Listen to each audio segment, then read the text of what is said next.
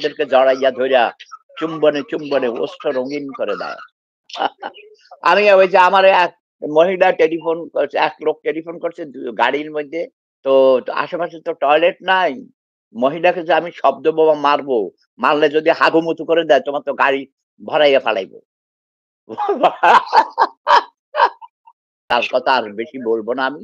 আপনারা তাকে ধরেন, তারে ধইরা আপনারা তার লম্বা, লম্বা চুল, চেহারা সুন্দর, গ্রামের বাড়িতে হরিণ পালে, এগুলো পোস্ট পাস ভিডিও দেখাইলে আপনারা মনে করবেন ভাই, চেহারা দেখলে যখন বই মেলায় যায়, কচি, কচি সুন্দরী তরুণীরা খাড়া, খাড়া দুধ উঁচু করে জিন্সের প্যান্ট, জিন্সের শার্ট পরে, বব কাটিং চুল, এই প্রেম নিবেদন করে।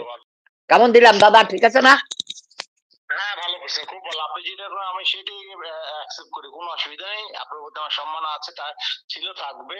কারণ আমি মুক্তিযোদ্ধাদের সর্বোচ্চ সম্মান করি। এনিওয়ে দাদা, আবার আরেকটা কথা বলি আমি। আচ্ছা ঠিক আছে। আগে নিজেকে ভালোবাসতে হবে, তারপর অন্যকে ভালোবাসতে হবে। কিছু, কিছু বেকুবরা আছে, মানে কি আমি আমার জীবন উৎসর্গ করে ফেলবো মানুষের জন্যে, দেশের জন্যে, নিজেকে নিজেকে এই করব, সেই করব। আবার মানে একজনরে পটানোর লেগে কয়, তোমার জন্য জীবন দিতে পারি। এটা মেয়েরা বেশি বলে, তাই না? এরা বেকুব। না, না, না, না, আলাপ কর না কেন, কেন? তোমার বদনাম হইব। এই যে ভাই ধান্দাবাজ, ধান্দাবাজ, বুলবুল তালুকদার ধান্দাবাজ, মৃত্যুক ধোঁকাবাজ, ছোট লোক গরিব, ৩ বেলা ভাত খায়। এই টাঙ্গাইলের গম পোয়া কর, সরি